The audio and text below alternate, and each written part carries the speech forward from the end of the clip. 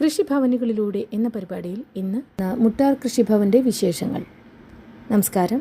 നമസ്കാരം. ഞാൻ മുട്ടാർ കൃഷിഭവനിലെ കൃഷി ഓഫീസർ ലക്ഷ്മി ആർ കൃഷ്ണനാണ്. മുട്ടാർ കൃഷിഭവനിലെ ഇപ്രാവശ്യത്തെ ഓണക്കൃഷിയൊക്കെ എങ്ങനെയാണ്? അതിൻ്റെ ഒരുക്കങ്ങളെക്കുറിച്ചൊക്കെ ഒന്ന് പറയാമോ? ഓണത്തിന് ഇവിടെ നമുക്കറിയാമല്ലോ, ഇവിടെ ഇപ്പോൾ ഒരു 2 വെള്ളപ്പൊക്കം കഴിഞ്ഞു. നമുക്കിവിടെ അങ്ങനെ പ്രതീക്ഷിച്ച് ചെയ്യാൻ വാഴക്കൃഷിയുണ്ട്. മുട്ടാർ കൃഷിഭവൻ പൊതുവെ പറയുവാണെങ്കിൽ വാഴക്കൃഷിയുണ്ട്. നെൽകൃഷി നമുക്കിവിടെ പുഞ്ച സീസൺ മാത്രമേ ഉണ്ടായിരുന്നുള്ളൂ. പച്ചക്കറി ഉണ്ട്, പിന്നെ കപ്പ അങ്ങനെയുള്ളതുണ്ട്. പിന്നെ നമ്മൾ JLG ഗ്രൂപ്പുകൾ എല്ലാ വർഷം കഴിഞ്ഞ വർഷം ഓണത്തോടനുബന്ധിച്ച് ബന്ദിപ്പൂ കൃഷി ചെയ്യുന്നുണ്ടായിരുന്നു. ഇപ്രാവശ്യം നമ്മൾ കൃഷിഭവൻ വഴി കുറച്ച് തൈകൾ കൊടുത്തിട്ടുണ്ട്. അല്ലാതെ തൊഴിലുറപ്പ് പദ്ധതിയിൽ ഉൾപ്പെടുത്തി പഞ്ചായത്തിൽ നിന്നും കുറച്ച് തൈകൾ കൊടുത്തിട്ടുണ്ട്. പക്ഷെ നമ്മുടെ ഇവിടുത്തെ പ്രധാന വെല്ലുവിളി ഈ വെള്ളപ്പൊക്കമാണ്. നമ്മൾ കഴിഞ്ഞ വർഷവും ബന്ദിപ്പൂ വളർന്നൊരു സ്റ്റേജ് വരെ എത്തി മൊട്ട് വന്ന് തുടങ്ങിയപ്പോഴത്തേക്കും നമ്മുടെ ഇവിടെ വെള്ളം പൊങ്ങി. അപ്പോൾ നമുക്ക് ഒന്നും ചെയ്യാൻ പറ്റാത്തൊരവസ്ഥയായിപ്പോയി. ഈ ഹൈറ്റിലുള്ള സ്ഥലങ്ങളിൽ വെച്ചിരുന്നതൊക്കെ ഒരുവിധം രക്ഷപ്പെട്ടു. പക്ഷേ ബന്ദിപ്പൂ നമുക്കറിയാം അത്രയും വെള്ളക്കെട്ട് ടോളറേറ്റ് ചെയ്യുന്ന ക്രോപ്പല്ല. നമ്മൾ തറയിൽ വെച്ചിരുന്നതൊക്കെ ഏകദേശം മുഴുവനും പോയി. പിന്നെ അത് മുൻകൂട്ടി കണ്ട് ഗ്രോ ബാഗിലായിരുന്നു കഴിഞ്ഞ വർഷം കൃഷി മാക്സിമം ചെയ്തിരുന്നത്. എന്നാൽ പോലും തറയിൽ വെച്ചിരുന്ന കൃഷി മുഴുവൻ പോയി. ഗ്രോ ബാഗിൽ വെച്ചിരുന്നതും താഴ്ന്ന പ്രദേശങ്ങളിൽ വെച്ചിരുന്നത് പോയി. എന്നാലും ചില ഗ്രൂപ്പുകൾ അത്രയും അടിയന്തരമായിട്ട് തന്നെ തട്ട് കെട്ടി അതിൻ്റെ മുകളിലേക്ക് മാറ്റുക, അല്ലെങ്കിൽ ഉയർന്ന പ്രദേശങ്ങൾ നമ്മൾ ഈ കൃഷിഭവൻ്റെ ചുറ്റും ഗ്രോ ബാഗ് ഇരിക്കുന്നത് കണ്ടല്ലോ, അത് നേരത്തെ പുറത്ത് വേറെ സ്ഥലത്ത് വെച്ചിരുന്നതാണ്. കഴിഞ്ഞ വർഷം വെള്ളം പൊങ്ങിയപ്പോഴത്തേക്ക് അവർ അത്രയും കഷ്ടപ്പെട്ട വെള്ളത്തിൻ്റെ ഇടയിൽ കൂടി കൊണ്ടുവന്നാണ്. ഇത് കൃഷിഭവൻ്റെ ഈ സൈഡിലോട്ട് വെള്ളം കയറത്തില്ല. അപ്പോൾ ഇവിടെ ഈ ഇത്രയും ഹൈറ്റിന് കൊണ്ടുവച്ച് JLG ഗ്രൂപ്പുകാർ ഇപ്രാവശ്യം അങ്ങനെ ഹൈറ്റുള്ള സ്ഥലങ്ങൾ തിരഞ്ഞെടുത്ത് അവിടെ ഗ്രോ ബാഗ് വെച്ചിട്ടാണ് കൃഷി ചെയ്തേക്കുന്നത്. 131 JLG ഗ്രൂപ്പുകൾ ഉണ്ട്. അതിൽ ആക്റ്റീവായിട്ട് മുട്ടാർ കൃഷിഭവൻ അല്ല, പഞ്ചായത്തിൽ രജിസ്റ്റർ ചെയ്യുന്ന 131 JLG ഗ്രൂപ്പുകളുണ്ട്. അവരവരുടെ ഏരിയയിൽ വീട്ടുവളപ്പിലും പിന്നെ നമ്മുടെ അവർ പാട്ടത്തിനെടുത്ത സ്ഥലങ്ങളിലും ഒക്കെയാണ്. പിന്നെ പൊതുസ്ഥലങ്ങളിൽ അങ്ങനെയൊക്കെയാണ് ബന്ദിപ്പൂ കൃഷി ഇപ്പം ചെയ്യുന്നത്. തൊഴിലുറപ്പിൽ ഉൾപ്പെടുത്തിയിട്ടുണ്ട്, തൊഴിലുറപ്പ് പദ്ധതിയിൽ ഉൾപ്പെടുത്തിയിട്ടുണ്ട്. അപ്പോൾ തൊഴിലുറപ്പുകാർ അതിലുള്ള JLGക്കാരെല്ലാം ബന്ദിപ്പൂ കൃഷി ചെയ്യുന്നുണ്ട്. വെള്ളരി കൃഷിയും പഞ്ചായത്ത് തൊഴിലുറപ്പ് വഴി ചെയ്തിരുന്നു. പക്ഷേ അത് നമുക്ക് ഈ വെള്ളം വന്ന് നമ്മളൊരു പീക്ക് ടൈമിൽ എത്തുമ്പോഴത്തേക്കായിരിക്കും ഇവിടെ വെള്ളം പൊങ്ങുന്നത്. നമുക്ക് ഇന്ന ദിവസം ഇന്ന മാസം എന്നൊന്നും പറയാൻ പറ്റില്ല. ചിലപ്പം ഇവിടെ തന്നെ മഴ പെയ്യണമെന്നില്ല. കോട്ടയം ആ ഭാഗത്ത് അതെ, നമുക്കൊന്നും പ്രെഡിക്റ്റ് ചെയ്യാൻ പറ്റാത്തതായതുകൊണ്ട് നമുക്ക് ഇവിടെ വാഴയും തന്നെ ഒത്തിരി കൊലച്ച് വിളവെടുക്കുന്നതിന് 1 മാസം മുന്നേ വെള്ളം കയറി വന്ന് വെള്ളം കെട്ടി നിന്നാൽ പിന്നെ വേര് ചീഞ്ഞിട്ട് അത് അപ്പം ഒടിഞ്ഞു വീണില്ലെങ്കിലും പിന്നെ അത് രക്ഷപ്പെടില്ല. വേര് ചീഞ്ഞു കഴിഞ്ഞാൽ പിന്നെ പഴുത്ത് ഫുള്ളും മറിഞ്ഞു വീഴുമായിരിക്കും. അപ്പോൾ വെള്ളക്കെട്ടാണ് ഇവിടുത്തെ ഏറ്റവും വലിയൊരു ഭീഷണി. പിന്നെ നമ്മുടെ കൃഷിക്കൂട്ടങ്ങൾ അതെ അതെ അതെ ഉണ്ട്. കൃഷിക്കൂട്ടങ്ങൾ ഇവിടെ 17 എണ്ണം ഉണ്ട്. അത് 3 ടൈപ്പായിട്ടാണ്: ഉൽപാദന മേഖല, സേവന മേഖല, മൂല്യവർദ്ധന മേഖല. അങ്ങനെ 3 ടൈപ്പായിട്ട് കൃഷിക്കൂട്ടങ്ങളും ഉണ്ട്. എന്തൊക്കെയാണ് അവരുടെ ഉൽപ്പന്നങ്ങൾ? കൃഷി നമ്മുടെ പ്രൊഡക്ഷൻ സെക്ടറിലുള്ള കൃഷിക്കൂട്ടങ്ങളാണെങ്കിൽ അവർ പച്ചക്കറി, കപ്പ അങ്ങനത്തെ ഉൽപ്പാദിപ്പിക്കുന്നുണ്ട്. പിന്നെ നമ്മുടെ അർജുനും അറിയാം, ഇവിടെ ഒരാഴ്ച ചന്തയുണ്ട്. അതുവഴി നമ്മളവരെ അഗ്രഗേറ്റർ ആക്കിയിട്ടുണ്ട്. അപ്പോൾ അതുവഴി അവർ ഈ അധികം വരുന്ന പ്രൊഡ്യൂസ് വീട്ടാവശ്യം കഴിഞ്ഞിട്ട് വിൽക്കാൻ വേണ്ടി ആവശ്യം വരുന്ന പ്രൊഡ്യൂസുകൾ ഈ കൃഷിക്കൂട്ടങ്ങളുടെ നിന്ന് കളക്ട് ചെയ്തിട്ട് അതുവഴി നമ്മൾ അഗ്രഗേറ്റർ അതുവഴി വിൽക്കുന്നുണ്ട്. പിന്നെ സേവന മേഖലയിൽ ഒരു കൃഷിക്കൂട്ടമുണ്ട്. അവരാണ് ഈ അഗ്രഗേറ്ററും. അവർക്ക് തന്നെ നമ്മളൊരു ടില്ലറും ബ്രഷ് കട്ടറും കൊടുത്തിട്ടുണ്ട്. അപ്പോൾ അവർക്ക് ക്യാംഗോന്ന് ഉൾപ്പെടുത്തി ഫ്രീ ആയിട്ട് കൊടുത്തതാണ്. അപ്പോൾ അവരത് പ്രവർത്തിപ്പിച്ച് തുടങ്ങാൻ വേണ്ടി ഇവിടെ ഇപ്പോൾ ഈ വെള്ളക്കെട്ട് അടുത്ത് കൊടുത്തതേ ഉള്ളൂ. വെള്ളക്കെട്ടായതുകൊണ്ട് അവർക്ക് പറമ്പിലേക്ക് ഇറക്കാനുള്ള ബുദ്ധിമുട്ടുണ്ട്. അത് ഈ വെള്ളം ഒന്ന് ഒഴുകി ഒന്ന് ഡ്രൈ ആയതിനു ശേഷം നമുക്കതിൻ്റെ ഉദ്ഘാടനം നടത്തിയിട്ട് അതുവഴി, അതായത് നമ്മളെ പ്രൊഡക്ഷൻ സെക്ടറിലെ കൃഷിക്കൂട്ടങ്ങൾക്ക് ആവശ്യമായിട്ടുള്ള നിലമൊരുക്കൽ, പുല്ല് ചെത്തൽ തുടങ്ങിയ പ്രവർത്തനങ്ങൾ ഈ സേവന മേഖലയിലെ കൃഷിക്കൂട്ടങ്ങൾ ചെയ്തു കൊടുക്കും. പിന്നെ മൂല്യവർദ്ധിത മേഖലയിൽ 2 കൃഷിക്കൂട്ടമുണ്ട്. അതിൽ 2 കൃഷിക്കൂട്ടങ്ങൾക്ക് ഇപ്പോൾ 50,000 രൂപ വെച്ചിട്ട് അവർക്കൊരു സംരംഭം തുടങ്ങാൻ വേണ്ടിയിട്ട് നമ്മൾ ഫണ്ട് കൊടുത്തിട്ടുണ്ട്. അപ്പോൾ ഒരു യൂണിറ്റ് എന്ന് പറഞ്ഞാൽ കൊടംപുളി ഉണക്കുന്ന യൂണിറ്റ്. കൊടംപുളി ഉണക്കി അത് പാക്ക് ചെയ്ത് ലേബൽ ചെയ്ത് വിൽക്കുന്നത്. കൊടംപുളി ഇവിടെ ഇഷ്ടംപോലെ ഉണ്ട്.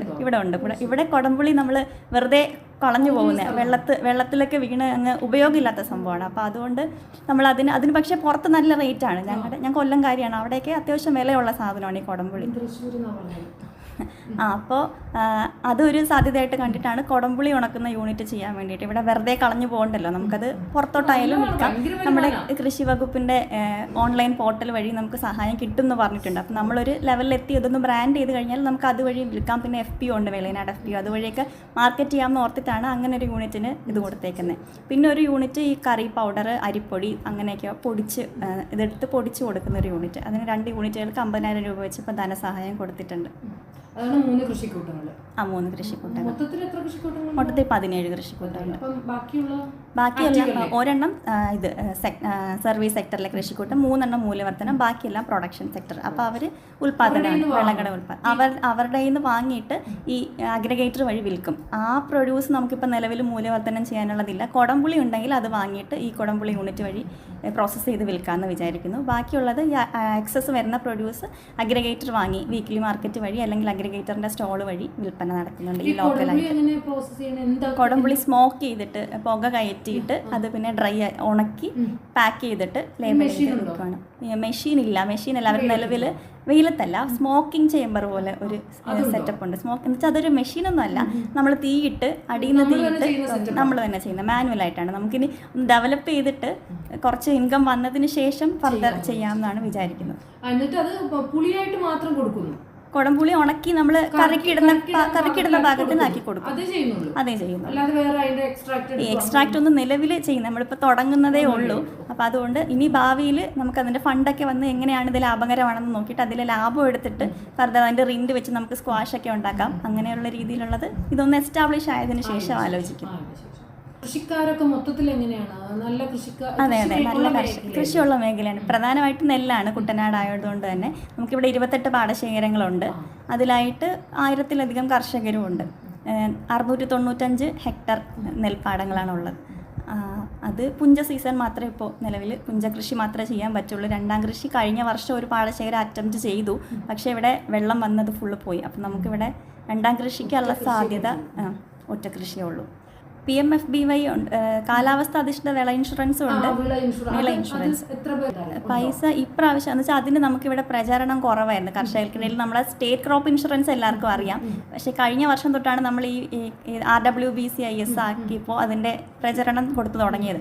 അപ്പം അതിന് പ്രീമിയം കുറച്ച് കൂടുതലാണ്, പക്ഷേ അതിൽ കവർ ചെയ്യുന്ന പെരിൽസ് ഒത്തിരി ഉണ്ട്. എന്ന് വെച്ചാൽ നമ്മുടെ അത് കഴിഞ്ഞ വർഷം പറഞ്ഞത് നമ്മുടെ ടെമ്പറേച്ചർ ഇപ്പോൾ ഒരു 32 ഡിഗ്രി സെൽഷ്യസ് ആണ് അവർ വെക്കുന്നത്, ഇത് അപ്പർ ലിമിറ്റെങ്കിൽ അതിന് ക്രോസ് ചെയ്ത് പോയാൽ കർഷകർ അതിന് ആനുപാതികമായിട്ടുള്ള നഷ്ടപരിഹാര തുക അവർ അപേക്ഷിക്കുകയൊന്നും ചെയ്യാതെ നമുക്ക് എല്ലാ പഞ്ചായത്തിന് വേണ്ടിയിട്ട് ഓട്ടോമാറ്റിക് വെതർ സ്റ്റേഷൻസ് സ്ഥാപിച്ചിട്ടുണ്ട്.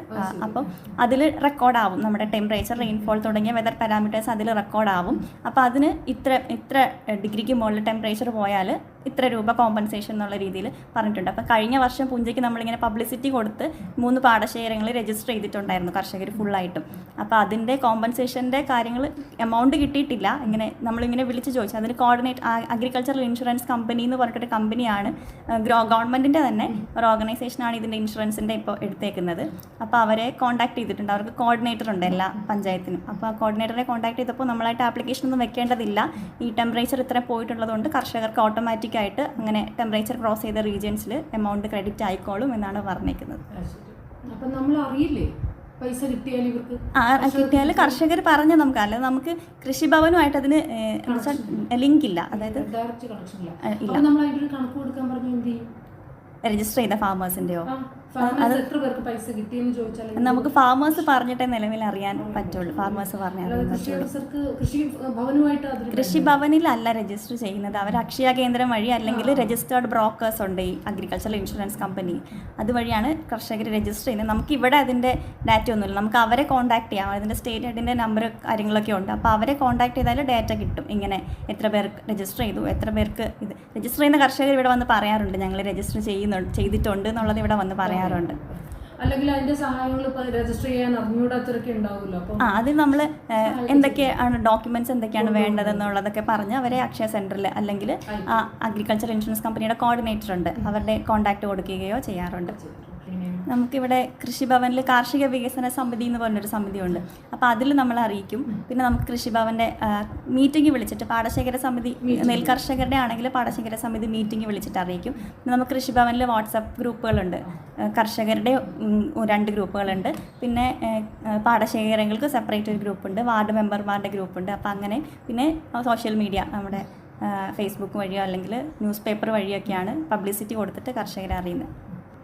ഇതൊക്കെയാണ് മുട്ടാർ കൃഷിഭവൻ്റെ ഈ വർഷത്തെ ഓണത്തിൻ്റെ ഒരുക്കങ്ങൾ. കുട്ടനാട് FM 90.0 വേണ്ടി മുട്ടാർ കൃഷി ഓഫീസർ കുമാരി ലക്ഷ്മി ആർ കൃഷ്ണനുമായി ഇതുവരെ സംസാരിച്ചത് KB ബൈന്ദ.